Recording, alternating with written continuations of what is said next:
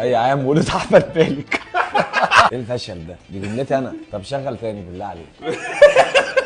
انا قافش على السماعه كده، دي كذا قيمه. بما ان كتافلام بقت اونلاين على موقع اكسب، هنسالك اسئله عنك انت وهدى المفتي بمناسبه المسلسل. ماشي. هدى المفتي شاكر في فيلم شماريخ ما هو اسم شخصيه محمد ثروت فتحي. غلط. صح بجد. اللي بعده. في اي عام بدا احمد مالك نشاطه الفني والمصحف نقل؟ 2004. 2004 انا بدات من زمان جدا، انا قديم.